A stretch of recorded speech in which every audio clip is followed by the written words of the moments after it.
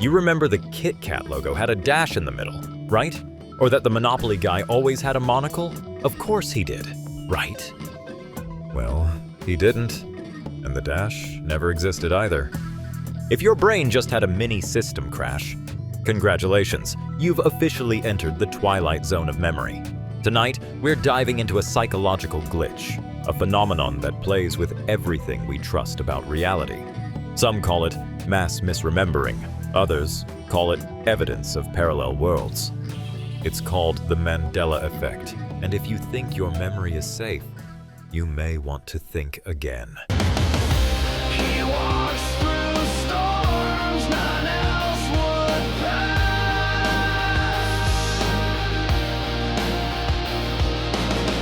Still standing strong as Mr. Mask. The curtain rises. The mask speaks. Welcome to another presentation of With Mr. Mask. Let's get one thing clear. The Mandela Effect is not about Nelson Mandela, at least not entirely. Unless you somehow remember him dropping a surprise album in 1993, in which case, congratulations, you're in the deluxe version of the timeline. The term Mandela Effect was coined by a woman named Fiona Broome, who was completely convinced that Nelson Mandela had died in prison during the 1980s. She even remembered the funeral, the crowds, the headlines. Here's the twist. Mandela didn't die in prison at all.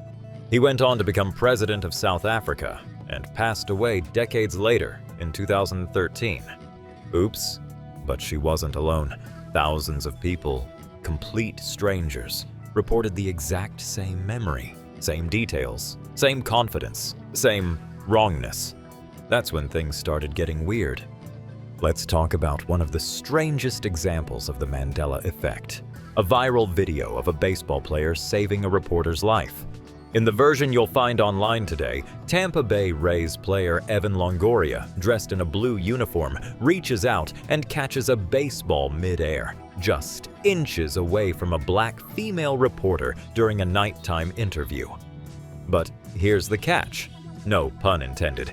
Thousands of people swear they saw a different version. A blonde woman, broad daylight, and a man wearing a white or gray uniform. The lighting, the outfits, the details, they vary, but the memory is vivid, and it's not just one person, it's many.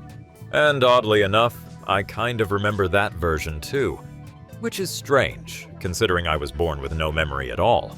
So either the glitch is contagious, or someone needs to stop uploading alternate timelines into my head.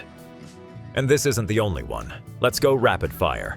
Berenstain Bears? Nope, it's Berenstain. Luke, I am your father? Not even close. It's no, I am your father. Pikachu's blacktail never existed. A C-3PO had a silver leg. Always did. Haha, sorry, Star Wars fans. The Monopoly guy with a monocle? Total fiction. Reality apparently is as stable as a two-legged chair on a windy rooftop. If you're still watching, you're not just curious. You're part of something. This room, this mask, this voice, they only go further with your support. So if you haven't yet, subscribe. Each click brings me one step closer to unlocking the next door. And trust me, I'd rather not be stuck here forever. Now, where were we? Yes, back to the strange twists of reality. So, what is happening here? Are we all losing our minds together? Or is there more to it? Psychologists have a few names for it. False memories, confabulation, shared delusions. But my personal favorite? I call it synchronized brain fart syndrome. Let's start with the basics. Our memory is not a hard drive. It's a sketchbook. And every time we remember something, we redraw it. Not always accurately. Sometimes, small memory distortions happen because of simple mix-ups. You hear a phrase wrong, you see a brand differently as a kid, or pop culture plays tricks on your perception. Other times, it's social reinforcement. You remember something a certain way, and so does your friend. Boom! You both feel validated and wrong together. And then there are the fun theories. Parallel universes bleeding into ours. Timeline glitches, government manipulation, maybe even a cosmic editor rewriting details while we're asleep. If that's the case, I'd like to request a few better edits to my own story. But let's not get carried away, at least not yet. The Mandela Effect is proof of how fragile, flexible, and frankly, funny our brains can be. And in a world where truth is this slippery, maybe the only thing we can trust is how weird it all feels. And if you ask me, the world is already so strange. I wouldn't be surprised if one of these wild theories turned out to be true after all. So, was it just bad memory? A social glitch?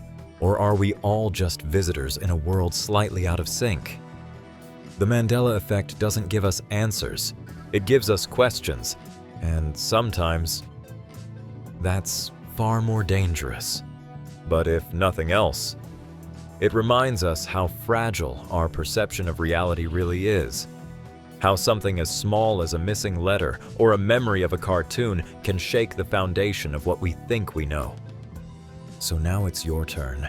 Which theory do you believe? A brain glitch? A broken timeline? Or maybe something stranger still? Leave a comment.